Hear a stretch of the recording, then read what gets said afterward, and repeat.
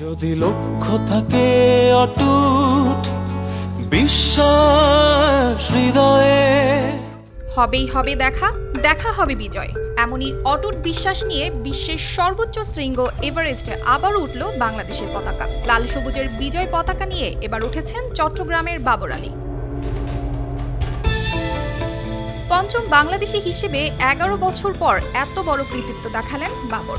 রোববার বাবরের সংগঠন ভার্টিক্যাল ডিমার্সের পক্ষ থেকে বিষয়টি নিশ্চিত করা হয়েছে।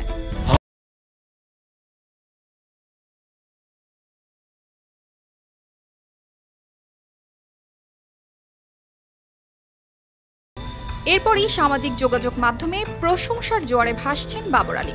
এর আগে 4 জন বাঙালি এভারেস্ট জয় করলেও চট্টগ্রাম থেকে বাবর আলী প্রথম। তাই চট্টগ্রামবাসী ফেসবুকে মেতে উঠেছেন বিজয়ের উল্লাসে।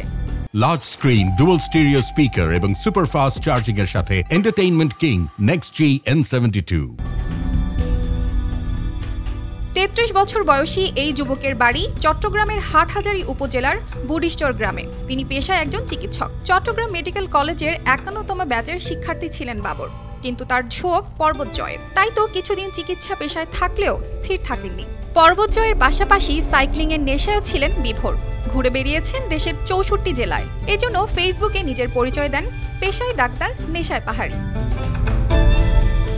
যখন পাহাড়ে আসে সবাই ফেরার জন্য উদ্গ্রীব হয়, আবার নিচে গেলে দেখা যাবে যে আবার কবে যাব। গত 1 এপ্রিল থেকে বাবর শুরু করেন মাউন্ট এভারেস্ট অভিযান। পরিবেশের সঙ্গে না মানিয়ে নিতে পেরে ক্যাম্প 2-তে গিয়েও ফিরে আসেন তিনি। অপেক্ষা করেন উপযুক্ত আবহাওয়ার। এরপর যাত্রা শুরু করেন 14 মে থেকে। তারপর অদম্য প্রচেষ্টায় 19 মে ভোরে তিনি ডেথ জোন নামে পরিচিত শৃঙ্গে আরোহণ করেন। এরই মধ্য দিয়েই স্বপ্নের মাউন্ট এভারেস্ট জয় করেন বাবর আলী। চট্টগ্রামের বাবর এই অভিযানের আগে অনেকগুলো পর্বতশৃঙ্গ জয় করেন।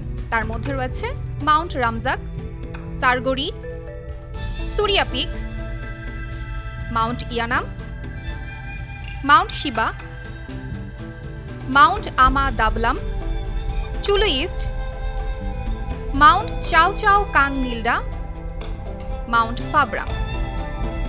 বাবরের অদম্য স্বপ্ন আর ইচ্ছার কাছে প্রকৃতির ভয়ঙ্কর রূপও যেন হার মানে। তাই তো 33 বছর বয়সে খুব অল্প সময়ে এতগুলো পর্বত জয় করেছেন তিনি। প্রবল ইচ্ছা আর পরিশ্রম থাকলে অসাধ্যকেও যে সাধ্য করা যায় তার প্রমাণ বাবর। অর্পিতা জাহান, RTV।